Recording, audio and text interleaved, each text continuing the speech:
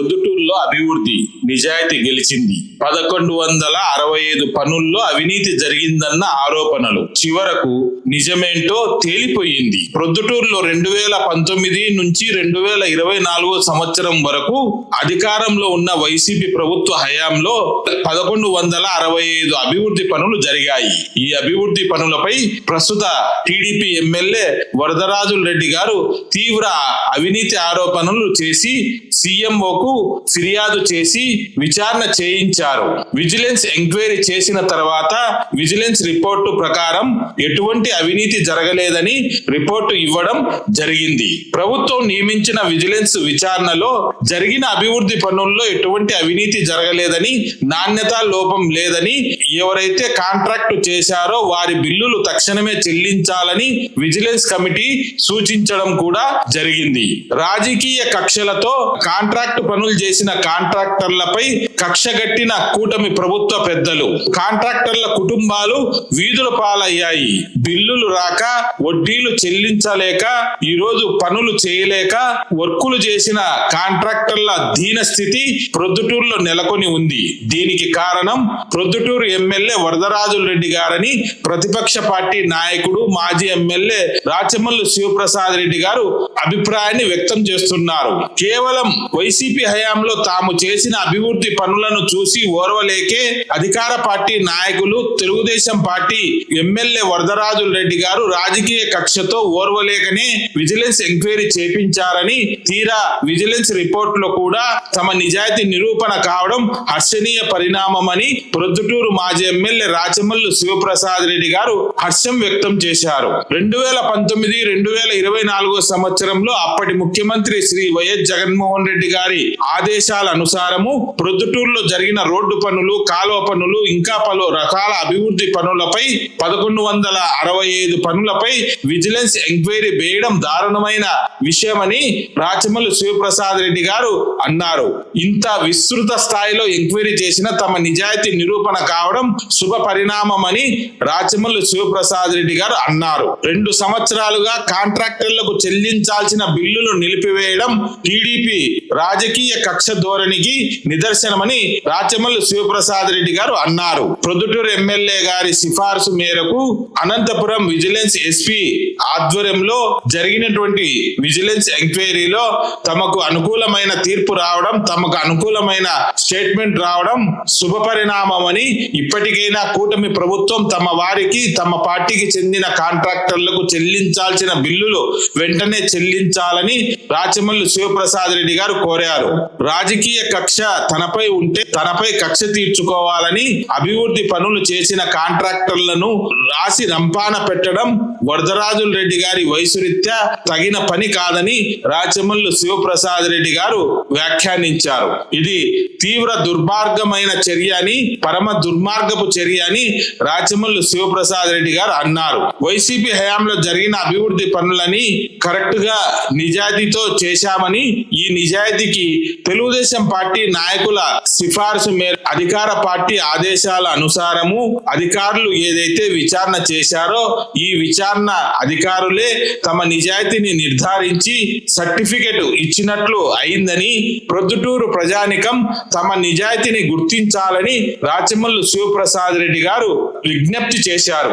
ఇంకా రాచమల్లు శివప్రసాద్ రెడ్డి గారు ఈ పరిణామాలపై ఏం మాట్లాడారో ఆయన మాటల్లోనే పూర్తి వీడియో చూసి వినండి. ప్రొద్దుటూరు ప్రజలారా, 2019లో మేము అధికారంలోకి వచ్చినాము.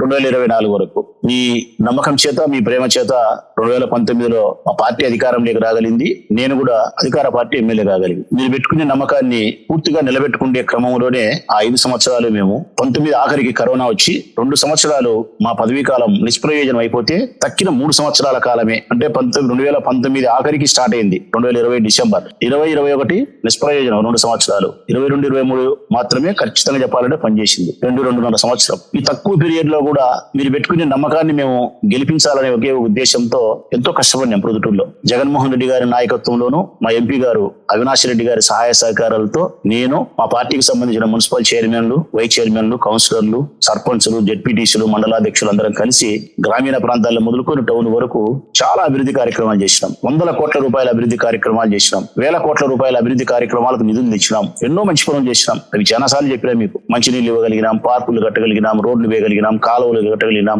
వీధి లైట్లు తీసుకురాగలిగినాం, రోడ్లు వెడల్పు చేయగలిగినాం, తర్వాత ప్రాథమిక ఆరోగ్య కేంద్రాలను తీసుకురాగలిగినాం, కట్టించగలిగినాం, మార్కెట్ కు నిధులు తీసుకురాగలిగినాం, కాలువకు నిధులు తెచ్చినాం, కాలేజీలు తెచ్చినాం, బస్ స్టాండ్ తెచ్చినాం.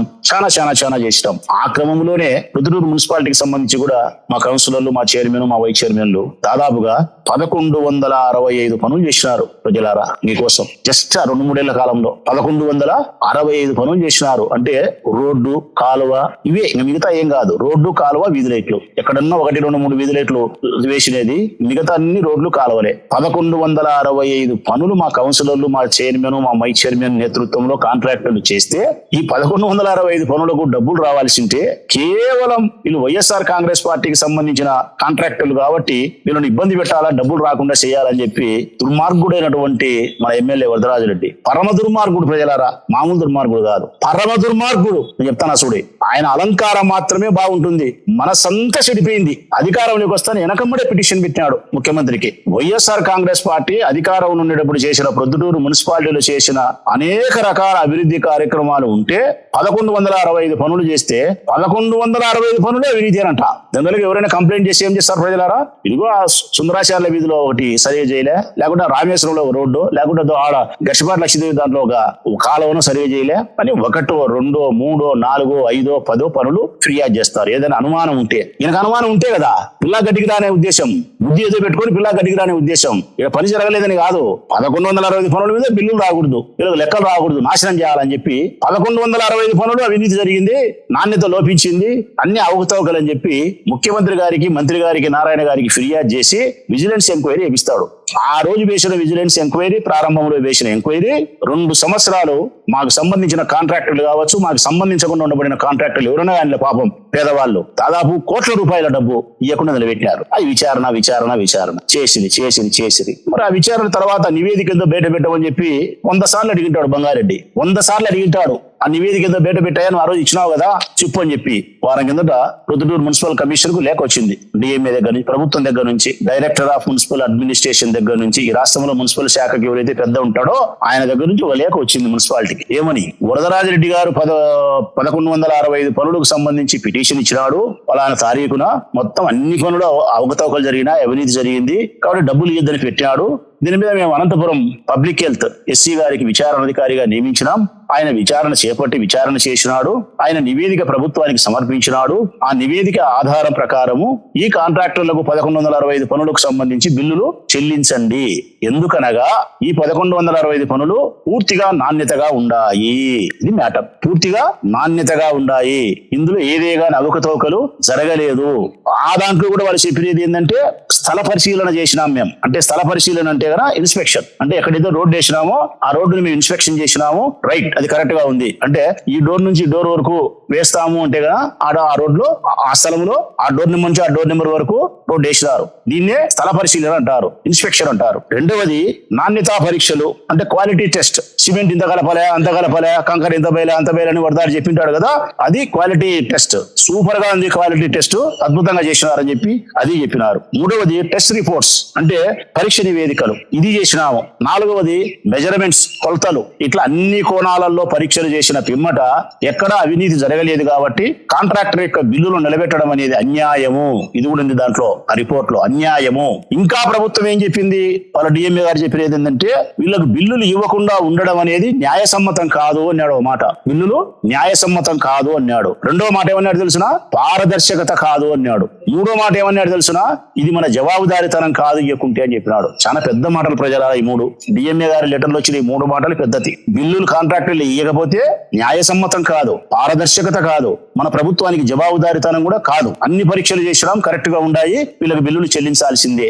ఎందుకు ఇంత పరమ దుర్మార్గుడని వరదాడినంటే గనా ఇదే నాకు బాధ కలిగిన అంశం. ఆ లెటర్ లోనే ఉంది. ఏమని తెలుసునా, ఫిర్యాదు చేసినాడు ఎమ్మెల్యే గారు.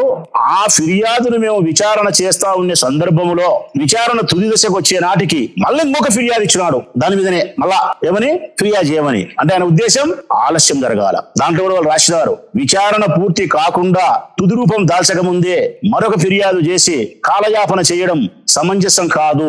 ఇట్లా చేస్తే, ఎన్ని నామాటలు కాదు ప్రజలారా, డిఎంఏ గారి లెటర్ లో ఇట్లా చేస్తే ఏ కాంట్రాక్టర్ కూడా అభివృద్ధి పనులు చేయడానికి ముందుకు రాడు. నెంబర్ 1. నెంబర్ 2, ఏ కాంట్రాక్టర్ ముందు రాకపోతే ప్రజలకు మౌలికమైన వసతులు అందవు. నెంబర్ 3, ప్రభుత్వం పైన నమ్మకం పోతుంది. నెంబర్ 4, పేద మధ్యది వర్గాలకు సంబంధించిన వాళ్ళు కాంట్రాక్ట్ చేసి ఉంటారు, వడ్డీల రూపంలో నష్టం వచ్చి వాళ్ళ కుటుంబాలు చితికిపోతాయి. ఈ మాట కూడా రాసినాడు. తక్షణమే వాళ్ళ బిల్లు చెల్లించండి. ప్రొద్దుటూరులో జరిగిన 1165 పనులు సొక్కం నిజాయితీగా జరిగినాయని చెప్పి ఇస్తే నీ ఏడతలకాయ పెట్టుకుంటావా నువ్వు? నాకు తెలియక అడుగుతా. 1165 పనులకు నువ్వు 2 సంవత్సరాలు మా వాళ్ళకు కోట్ల రూపాయలు 1165 పనులకు ఇస్తే, 1165 పనులు ఒక్క పని కూడా అవినీతి లేదని ఇస్తే, మా వైఎస్ఆర్ కాంగ్రెస్ పార్టీ ప్రభుత్వంలో ఈ ప్రొద్దుటూరు నియోజకవర్గంలో నా నాయకత్వంలో మా మున్సిపల్ చైర్మన్లు, కౌన్సిలర్లు, మా కాంట్రాక్టర్లు చేసిన పనులు ఇంత నిజాయితీగా ఉండాయని నీ ప్రభుత్వం కితాబిస్తే ఇంతకంటే నా గౌరవమే ఉంది?